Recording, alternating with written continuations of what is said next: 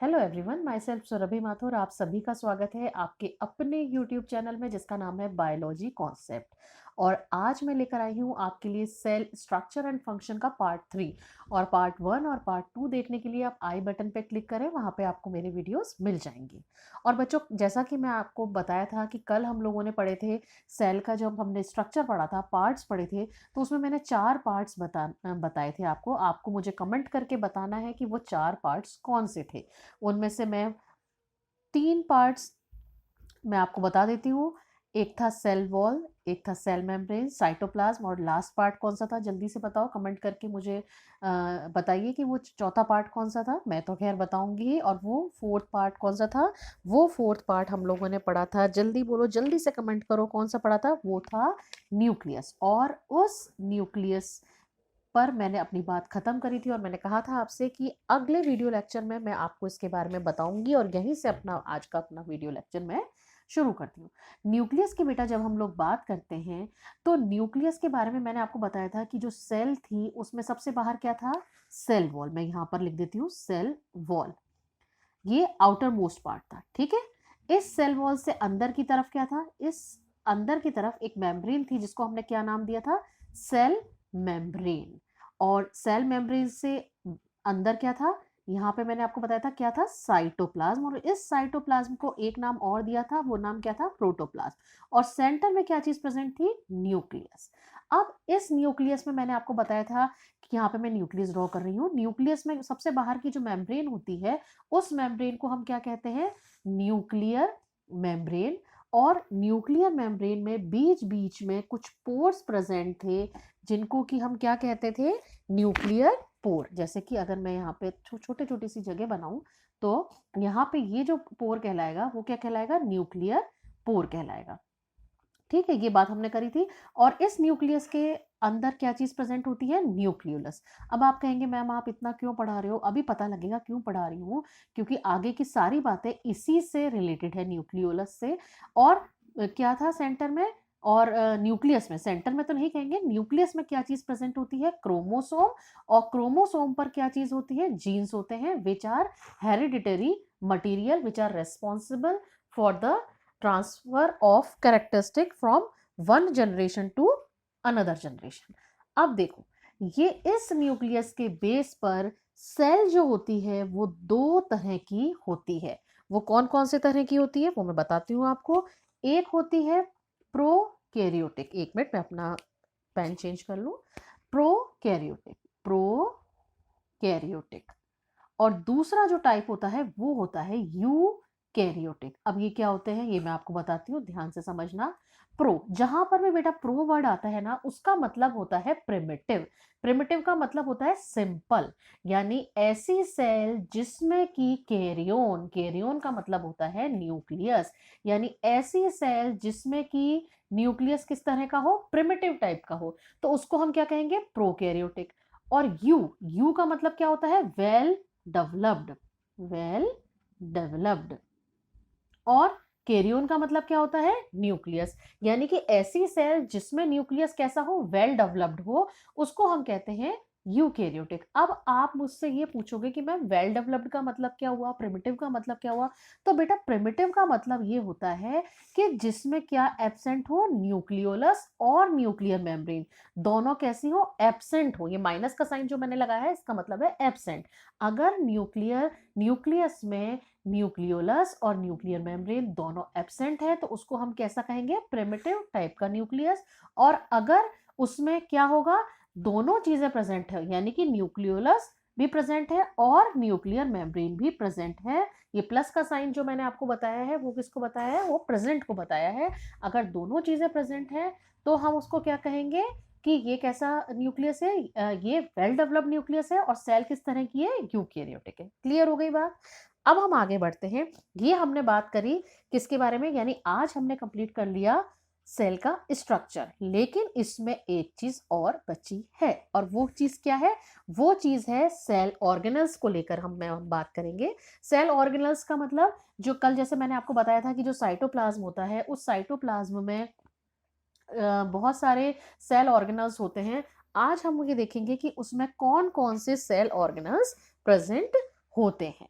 अब cell organelles, सबसे पहले हम इसके लिए नाम याद करेंगे कि सेल ऑर्गेनल्स कौन कौन से होते हैं। सेल ऑर्गेनल्स कौन कौन से होते हैं, सबसे पहले हम नाम याद करेंगे। माइटोकॉन्ड्रिया, गोल्जी बॉडी, ER क्या होता है, endoplasmic reticulum, Golgi body, ribosome, centrosome, plastids,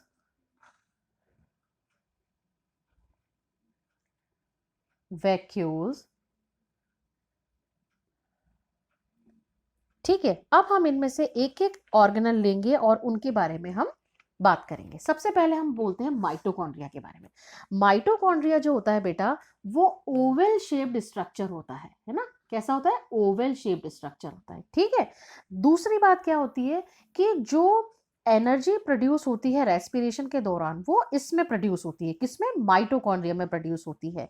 यानी these are the oval shaped organelles which produce energy during respiration. तो इसीलिए इसको हम क्या कहते हैं, power house of cell. Very very very important question for the objective also, और very short answer type जो क्वेश्चन आते हैं उसके लिए भी इंपॉर्टेंट क्वेश्चन है कि which organelle is known as power house of the cell. तो आपका आंसर क्या होगा, माइटोकॉन्ड्रिया, या फिर mitochondria is also known as dash. तो आपको क्या आंसर लिखना है, power house of the cell. उसके बाद बात हम करेंगे एंडोप्लाज्मिक रेटिकुलम की। एंडोप्लाज्मिक रेटिकुलम, जैसा कि मैंने कल आपको बताया था कि सेल है, और सेल में सबसे बाहर क्या थी, सेल वॉल थी, और सेल वॉल से अंदर क्या थी, सेल मेम्ब्रेन। यहां मैंने सेल वॉल ड्रॉ नहीं करी है, सेल मेम्ब्रेन। सेल मेम्ब्रेन, और मैंने आपको क्या बताया था, ये क्या है, न्यूक्लियस। तो इस न्यूक्लियस में भी क्या होती है, न्यूक्लियर मेम्ब्रेन होती है। तो मैं यहाँ NM लिख रही हूँ, मैं फिर आपसे कह रही हूँ आप पूरा ही लिखेंगे। मैंने यहाँ पे शॉर्ट में लिखा है न्यूक्लियर मेम्ब्रेन। इस न्यूक्लियर मेम्ब्रेन और इस सेल मेम्ब्रेन के बीच में जो स्ट्रक्चर जो इन दोनों को कनेक्ट करता है, या आप कह सकते हैं जो एक्सटेंडेड रहता है, वो स्ट्रक्चर क्या कहलाता है, वो स्ट्रक्चर कहलाता है एंडोप्लाज्मिक रेटिकुलम। यानी endoplasmic reticulum is present between the nuclear membrane and the cell membrane. इस तरह के वो स्ट्रक्चर्स होते हैं, ट्यूब लाइक स्ट्रक्चर्स होते हैं। और इन स्ट्रक्चर्स पर कई बार आपको ऐसे स्फेरिकल स्ट्रक्चर्स मिलते हैं। इन स्फेरिकल स्ट्रक्चर्स को हम क्या बोलते हैं, राइबोसोम, जिसका मेन काम क्या होता है, प्रोटीन सिंथेसिस। तो देखो यहाँ पर हमने एक पंथ दो काज कर लिए, हमने एंडोप्लाज्मिक रेटिकुलम भी देख लिए और राइबोसोम भी देख लिए। एंडोप्लाज्मिक रेटिकुलम के बारे में अगर पूछा जाए कि क्या काम करती है ये, तो सबसे पहले आप लिखेंगे they are tube like structure that extend from the nuclear membrane to the cell membrane and they help in transportation of the substance। यानी इसका मेन फंक्शन क्या हुआ, ट्रांसपोर्टेशन ऑफ द सब्सटेंस। और गोल्जी बॉडी और जो ribosomes होते हैं वो कहाँ प्रेजेंट होते हैं, इस एंडोप्लाज्मिक रेटिकुलम पर, या फिर वो आपको साइटोप्लाज्म में भी मिल सकते हैं राइबोसोम्स। लेकिन राइबोसोम्स का काम क्या होता है, प्रोटीन सिंथेसिस करना। अब हम बात करेंगे गोल्जी बॉडी की। गोल्जी बॉडी जो बेटा ऑर्गेनल होते हैं उसका मेन फंक्शन होता है सिक्रीशन, सिक्रीटरी फंक्शन। ठीक है, और एक खास बात ये ध्यान रखनी है आपको कि ये जो गोल्जी बॉडीज होती हैं, ये Golgi body they are only found in animal cell. यानी फिर ये किसमें एब्सेंट होती है, कमेंट करके आपको मुझे बताना है कि Golgi body are absent in, ये आप मुझे कमेंट करके बताएंगे। तो अब तक हमने क्या क्या देखा, mitochondria, endoplasmic reticulum, Golgi body, ribosome. अब हम देखेंगे सेंट्रोसोम। सेंट्रोसोम्स ये भी कहाँ मिलेंगे, एनिमल सेल में मिलेंगे। और ये किस में हेल्प करेंगे, इनका मेन काम होता है सेल डिवीजन में हेल्प करना। यानी आप ये ध्यान रखिए कि आप क्लास 8 के स्टूडेंट हैं तो आपको एटलीस्ट सारे सेल ऑर्गेनल्स के नाम याद होने चाहिए, प्लस उनके फंक्शंस पता होने चाहिए। फिर हम बात करेंगे, एक ऑर्गेनल रह गया बेटा लिखने से, लाइसोसोम। लाइसोसोम्स जो होते हैं वो लाइसोसोम्स क्या करते हैं बेटा, वो डाइजेस्टिव एंजाइम सिक्रीट करते हैं और डाइजेस्टिव एंजाइम सिक्रीट कर रहे हैं, यानी कि ये क्या काम करेंगे, डाइजेशन में हेल्प करेंगे। जो और किसको डाइजेस्ट करेंगे, जो माइक्रोब्स है, फूड पार्टिकल्स है, जो वोर्न आउट सेल्स है, उनको डाइजेस्ट करने का काम कौन करेगा, लाइसोसोम। और लाइसोसोम के लिए फिर आपके लिए एक इंपॉर्टेंट बात आती है कि इनको क्या कहते हैं, इनको कहते हैं suicidal bags of cell, suicidal bag of cell. तो देखो, एक तो किसको नाम, दूसरा नाम किसका आया, सिनोनिम किसका आया, माइटोकॉन्ड्रिया को, जिसको कि हम क्या कह रहे थे, पावर हाउस ऑफ सेल। दूसरा सिनोनिम किसका आया, सुसाइडल बैग ऑफ सेल, किसका आया, ये हम कहते हैं किसको, लाइसोसोम को। क्लियर। अब हम पढ़ते हैं, अब हमारे पास दो हमने क्या क्या पढ़ लिया, माइटोकॉन्ड्रिया पढ़ लिया, ईआर देख लिया, यानी कि एंडोप्लाज्मिक रेटिकुलम। हाँ बच्चों, एक बात भी मैं आपको बताना भूल गई कि एंडोप्लाज्मिक रेटिकुलम के केस में जो मैंने आपको बताया था कि इस पर कई बार क्या मिलते हैं, इस पे कई बार राइबोसोम्स मिलते हैं। तो ऐसी एंडोप्लाज्मिक रेटिकुलम जिस पर के राइबोसोम मिलते हैं उसको हम बोलते हैं RER, यानी रफ एंडोप्लाज्मिक रेटिकुलम। अब आप कहोगे जब रफ होती है तो क्या स्मूथ भी होती है, हाँ होती है। इसका क्या मतलब हुआ, SER, smooth endoplasmic reticulum, यानी when ribosomes are present on the endoplasmic reticulum then it will known as RER, and when on the endoplasmic reticulum no ribosomes are present then it will known as SER, यानी smooth endoplasmic reticulum। फिर हमने Golgi body देखी, ribosome देखा, centrosome देखा और lysosome देखा। अब हमारे दो ऑर्गेनल्स बचते हैं, वो क्या है, प्लास्टिड्स और वैक्यूल्स। अब प्लास्टिड्स और वैक्यूल, बस आज का जो वीडियो लेक्चर है, इस वीडियो लेक्चर में मैं आपको सेल ऑर्गेनल्स कंप्लीट करवा दूंगी। उसके बाद इसका एक पार्ट 4 आएगा बेटा। उस पार्ट 4 में हम क्या करेंगे, हम लोग उसमें जितने भी इसके क्वेश्चंस बनते हैं ना, एमसीक्यू या very short answer type question, वो सारे क्वेश्चंस मैं आपको एक पूरा वीडियो इसी चीज का बनाऊंगी, सारे क्वेश्चंस का बनाऊंगी, जिससे जब भी आपका एग्जाम टाइम हो ना तो आप फटाफट उन क्वेश्चंस को रिवाइज कर लेना, उससे बाहर कहीं नहीं जाएगा क्वेश्चन। ठीक, तो अब आज के वीडियो लेक्चर में दो हमारी चीजें बची हैं, एक तो प्लास्टिड्स और एक वैक्यूल। ये दो सेल ऑर्गेनल्स बचे हैं, प्लास्टिड्स और वैक्यूल्स। इसमें से प्लास्टिड्स बहुत इंपॉर्टेंट है। क्यों इंपॉर्टेंट है बताती हूँ। देखो, प्लास्टिड्स क्या होते हैं बेटा, कलर्ड ऑर्गेनल होते हैं। आपने देखा कि प्लांट्स जो होते हैं ग्रीन कलर के होते हैं। क्यों होता है ग्रीन कलर उसमें, क्योंकि उसमें क्या प्रेजेंट होता है, क्लोरोफिल। तो ऐसे प्लास्टिड जिसमें कि क्लोरोफिल प्रेजेंट है, एबंडेंट अमाउंट में क्लोरोफिल प्रेजेंट है, जो फोटोसिंथेसिस में हेल्प करता है, तो ऐसे प्लास्टिड्स को हम क्या कहते हैं, क्लोरोप्लास्ट। और लेकिन आपने ये देखा होगा कई प्लांट्स होते हैं जो कलरफुल होते हैं, जैसे कि कोलियस का प्लांट अगर आपने देखा हो तो उसमें बीच में जो लीफ होती है वो थोड़ी सी पर्पलिश होती है, थोड़ी पिंकिश सी लीफ होती है कोलियस के प्लांट में। वहीं आपने, और अगर कोलियस का प्लांट नहीं जानते तो एटलीस्ट टमाटर तो सबने देखा है, टोमेटो, बीटरूट सबने देखा होता है। तो ये टोमेटो का कलर रेड क्यों होता है, या बीटरूट को जब आप बिल्कुल आप उसको पील करके जब आप उसको घिसते हैं तो आप उसमें देखिए उसमें बड़ा रेड रेड से आपके हाथ भी इवन रेड हो जाएंगे। तो क्यों हो जाते हैं वो रेड, उसका कारण है कि उसमें जो प्लास्टिड प्रेजेंट होता है उसको हम नाम देते हैं क्रोमोप्लास्ट। जहां पर भी क्रोमो का मतलब होता है कलर, जहां पर भी क्रोमो का वर्ड आ जाए उसका मतलब कलर होता है।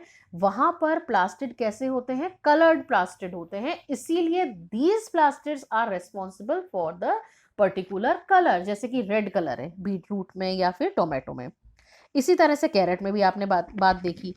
अब लास्ट एक प्लास्टिड आते हैं, वो होते हैं ल्यूकोप्लास्ट। ल्यूकोप्लास्ट कैसे होते हैं बेटा, कलरलेस होते हैं। और ये क्या करते हैं, ये फूड स्टोर करने का काम करते हैं। इनका काम क्या होता है, फूड स्टोरिंग। तो प्लास्टिड तीन तरह के हुए, कौन कौन सा, ए क्लोरोप्लास्ट, बी क्रोमोप्लास्ट और सी ल्यूकोप्लास्ट। ठीक है, इसमें से क्लोरोप्लास्ट जो नॉर्मल जिसमें कि क्लोरोफिल प्रेजेंट होता है, क्रोमोप्लास्ट जो कि कलर्ड होते हैं, और तीसरा ल्यूकोप्लास्ट जो कलरलेस होते हैं, जिसका काम क्या होता है, फूड स्टोरेज करना। और लास्ट आते हैं हम वैक्यूल्स पे। वैक्यूल्स क्या होती हैं बेटा, वैक्यूल जो होती हैं वो साइटोप्लाज्म में, ये मैंने बनाई सेल, ये बनाया न्यूक्लियस, इसके बीच में ये जो डॉट डॉट्स बना रही हूँ ये है साइटोप्लाज्म। इस साइटोप्लाज्म में कुछ लार्ज वैक्यूल्स प्रेजेंट होती हैं, प्लांट सेल, और कुछ आपको एनिमल सेल में भी मिल सकती हैं, जिसमें कि क्या भरा होता है, एक लिक्विड मटेरियल भरा होता है। उस लिक्विड मटेरियल को हम क्या कहते हैं, सेल सेप। वैक्यूल, और इसमें क्या भरा होता है, सेल सैप भरा होता है। तो ये थे हमारे आज के 8 ऑर्गेनल, और आपको मुझे बताना है जो मैंने आपसे कमेंट्स मांगे हैं, प्लीज प्लीज प्लीज उसके आंसर्स मुझे जरूर दीजिएगा। और ये पार्ट 3 मैं वापस आपसे कह रही हूँ कि पार्ट 1 और पार्ट 2 देखने के लिए आप क्या करेंगे, आई बटन पे क्लिक करेंगे। और नेक्स्ट वीडियो लेक्चर जो मैं आपके लिए लेकर आऊंगी वो मल्टीपल चॉइस क्वेश्चन का, कुछ शॉर्ट आंसर्स क्वेश्चन का, कुछ लॉन्ग आंसर क्वेश्चंस का लेकर आऊंगी, जिसमें कि आप उन क्वेश्चंस को अपनी एक पूरी कॉपी बना लीजिए, ताकि आप उन क्वेश्चंस को नोट डाउन कर सकें, और जब भी आपका एग्जाम हो या आपको रिवाइज करना हो तो आप फटाफट से उसमें रिवाइज कर सकते हैं। आज के लिए इतना ही, लेकिन जाने से पहले आप सभी से ये रिक्वेस्ट, एक हम्बल रिक्वेस्ट है कि आप आपके अपने YouTube channel that is biology concept को लाइक करिए, शेयर करिए, और ज्यादा से ज्यादा शेयर करिए और सब्सक्राइब करिए। Thank you very much.